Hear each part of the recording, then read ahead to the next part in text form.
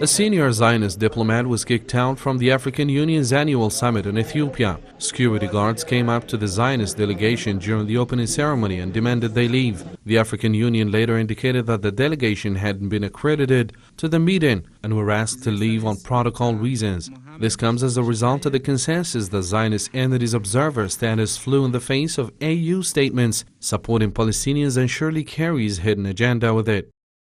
This is a big blow to the 2-decade hard work of the Zionist entity to achieve its goal of infiltrating the Union. Algeria, South Africa and all member states confirmed the total rejection of any attempt for an intruder to observe the continent summit and refuse any intention to grant the terrorist entity discriminating against Palestinians.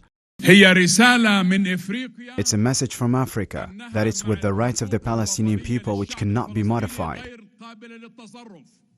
This is another proof that the Zionist entity has no place in Africa, despite the fact that some African regimes have already been infiltrated. Meanwhile, Palestinian Prime Minister Mohammed Shtayyeh spoke at the opening session, thanking the continental body for giving his people a voice. He blamed the Zionists for damaging the existence of Palestine, including what he called the demographic disadvantage.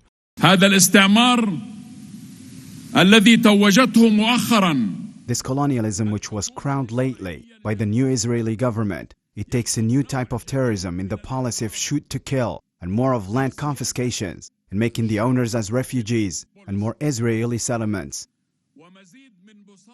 It's worth noting that Palestine's case is likely to be interesting at the AU, which will now be chaired by the Comorian President Azalia Soumani, a known supporter of the Palestinian cause. This will undoubtedly constitute a renewed support for Palestine in Africa, despite the desperate attempts by the Zionist entity to be present in the African arena.